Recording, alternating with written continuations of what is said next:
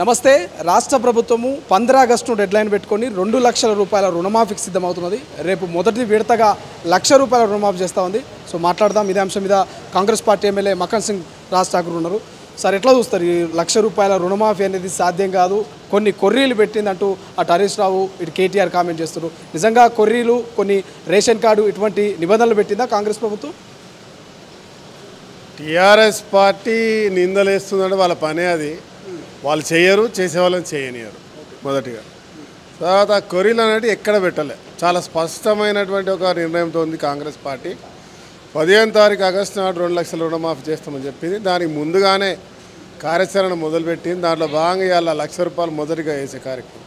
ఎందుకంటే రైతుకి ఒక మంచి భరోసానివ్వాలి. ఇవాళ మంచి రోజు, తొలి ఏకాదశి, రైతు మంచి కార్యక్రమానికి ఇవాళ శ్రీకారం చుట్టే రోజు కాబట్టి రేపటి నుంచి మొదలుపెట్టాలని ఒక మంచి ఆలోచనతో చేసిండ్రు. దీంట్లో స్పష్టంగా నిన్న ముఖ్యమంత్రి గారు చెప్పడం జరిగింది.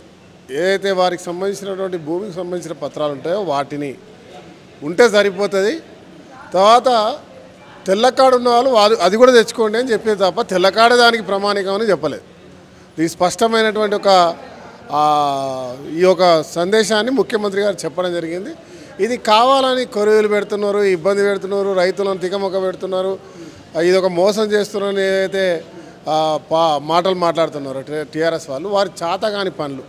ఈ 10 సంవత్సరాల వాళ్ళ దొరల రాజ్యంలో, వాళ్ళ గడిల పరిపాలన ఇవాళ ప్రజాస్వామ్యాన్ని కూలిసి తెలంగాణను మొత్తం కబ్జాలో పెట్టి ఇలా సర్వనాశనం చేసినటువంటి చరిత్ర వాళ్ళదైతే, ఇవాళ ఇంత నష్టం చేసిపోయినా అంటే దాదాపుగా 8 లక్షల కోట్ల అప్పు చేసిపోయినటువంటి గత పాలకుల తీరును ఇలా రాష్ట్రంలో ఖజానా లేకున్నా కూడా ఇలా ఉద్యోగులకు జీతాలు ఇస్తూ, ఇచ్చిన మాటలో ఏదైతే 6 గ్యారెంటీలు 5 పూర్తి చేస్తూ, మళ్ళీ ఈరోజు 2 లక్షల రుణమాఫీ చేస్తూ సవ్యంగా ప్రభుత్వాన్ని నడిపిస్తూ ముందుకు పోయేటువంటి కార్యాచరణ చేస్తూ ఉంటే దాన్ని చూసి ఓర్వలేక చేసేటువంటి మాటలే తప్ప దాంట్లో ఎలాంటి పసలేదని చెప్తా ఉన్నాం. వారికి ఇంకొక బాధ, ఈ కాంగ్రెస్ పార్టీ ఈరోజు చేస్తున్న పనితీరుకి ప్రజాస్వామ్య తెలంగాణలో మేము సైతం భాగస్వాములు కావాలని వస్తున్న నిన్నటి పార్టీలో వారితో పాటు కలిసి ఉన్నటువంటి శాసనసభ్యులు స్వచ్ఛందంగా కాంగ్రెస్ పార్టీలోకి వస్తూ ఉంటే, స్వచ్ఛందంగా కాదు, కేవలం భయపెట్టిస్తున్నారు, పోలీసులతో ఫోన్లు చేయిస్తున్నారు, మీకు ప్రాణహాని ఉందంటూ, థ్రెడ్ ఉందంటూ కాల్స్ చేస్తూ ఉన్నారు. కేవలం భయభ్రాంతులకు గురి చేయడం వల్లనే టీఆర్ఎస్ పార్టీ ఎమ్మెల్యేలంతా కూడా కాంగ్రెస్ పార్టీలో చేరుతా ఉన్నారు. ఎక్కడ స్వచ్ఛందంగా మనస్ఫూర్తిగా చేరట్లేదు అనేది కేటీఆర్ గారి మాట. వాస్తవమా? భయపెడుతుందా కాంగ్రెస్ పార్టీ నాయకులు? అది వారు చేసిన అలవాటుని ఇక్కడ మేము మా మీద రుద్దడానికి ప్రయత్నం చేశాం. మేము ఏ ఒక్కరిని బెదిరించడం కాదు కదా, కనీసం మాట కూడా మాట్లాడతలేదు. అలా మాట్లాడడం మొదలుపెట్టేదంటే ఇప్పటివరకు ఎవరు ఉండేవాళ్ళు కాదు. కానీ అది మా వ్యవస్థ, మాలో మా కాంగ్రెస్ పార్టీ రక్తంలో లేనటువంటి ఒక చరిత్ర అది. మాది ఏదైనా ఉన్నా కూడా స్వచ్ఛంగా ప్రజల మీద నమ్మకంతో ముందుకు పోయేటువంటి పార్టీ. మొన్నటి వరకు వాళ్ళు గడిల పాలన చూసిరు మీరందరూ. 10 సంవత్సరాలు వాళ్ళు నడిపించారు, భయభ్రాంతులకు గురి చేసిర్రు, ఒత్తిడి తీసుకొచ్చారు, అరెస్ట్ చేసిర్రు, కేసులు పెట్టిర్రు, ఇబ్బందులు పెట్టారు. మేమే ఆఫర్లు ఇచ్చారు, తూకం వేసారు మనిషికి ఇంత అని చెప్పి. కానీ మన తూకాలు వేసుడు లేదు, ఆఫర్లు ఇచ్చలేదు, బెదిరింపులు లేవు, ఎవరు రమ్మనడం లేదు. ప్రజాస్వామ్యం తెలంగాణలో, ఈ రాష్ట్ర తెలంగాణను మళ్ళీ పూర్వవైభవం తీసుకురావడానికి చేస్తున్న ప్రయత్నంలో వారికి జరుగుతున్న గౌరవాన్ని ఇవాళ సెక్రటరియట్కి వస్తే ముఖ్యమంత్రిని కలవాలంటే చిన్న ప్రాంతం నుంచి వచ్చిన ఒక సామాన్యుడు కూడా కలవగలుగుతా ఉన్నాడు. ఇవాళ ప్రతి అధికారిని ప్రతి ఒక్కరు కూడా కలుస్తూ ఉన్నారు. మీరు స్వయంగా దానికి నిదర్శనం మీరే. మీ సాక్షిగా అంటే మీడియా సాక్షిగా వేలాది మంది సెక్రటరియట్కి ఇలా వచ్చి కలుస్తూ ఉన్నారు. అంటే దీని యొక్క అర్థం ప్రజాస్వామ్య తెలంగాణలో ఉన్నాం. దొర పాలన, గడిల పాలన బద్దలు కొట్టినాం.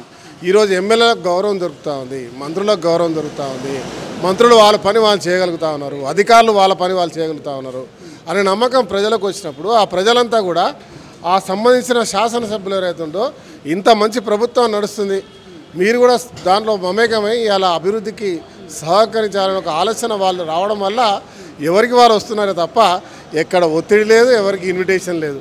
ఇంకెంతమంది వచ్చే అవకాశం ఉంది? మీరేమో కారు ఖాళీ అవుతుంది అంటున్నారు, వాళ్ళేమో ఇంకెవరు వచ్చే అవకాశం లేదు అంటున్నారు. ఎంతమంది వచ్చే అవకాశం ఉంది? ఇంకా వాళ్ళు ప్రతిరోజు మొదటి నుంచి అంటున్నారు ఎవరు వస్తలేరు, కానీ వస్తూనే ఉన్నారు కదా, వస్తూనే ఉంటారు, చివరి కాలే వరకు వస్తూనే ఉంటారు. చివరిగా హరీష్ రావు గారు గతంలో మీ రాష్ట్రం అంటే మీ ముఖ్యమంత్రి గారికి, రాష్ట్ర ముఖ్యమంత్రి రేవంత్ రెడ్డి గారికి సవాల్ విసిరిరు. 2 లక్షల రూపాయల రుణమాఫీ చేస్తే రాజీనామా చేస్తానని ఒక లేఖ తీసుకొని ఏదైతే అసెంబ్లీ దగ్గరకు వచ్చినటువంటి పరిస్థితి. ఇప్పుడు 2 లక్షల రుణమాఫీ చేస్తారు, మీరు ఏమైనా సవాల్ విసిరే అవకాశం ఉందా హరీష్ రావుకి? ఆయనలో కొంచెమైనా నిజాయితీ ఉంటే కొంచెమైనా పట్టుదల ఉంటే ఏదో అగ్గిపెట్ట ఆ రోజు కాల్చుకుంటా పెట్రోల్ పోసి కాల్చి పెట్టుకుంటా ఇలా ఊరికే వట్టిగా లెటర్ రాసుకొని వస్తుంది కదా 15వ తారీఖున 2 లక్షల రుణం మాఫ్ అవుతుంది. వచ్చిన తర్వాత నిజంగా నిబద్ధత ఉంటే రాజీనామా చేయమనండి.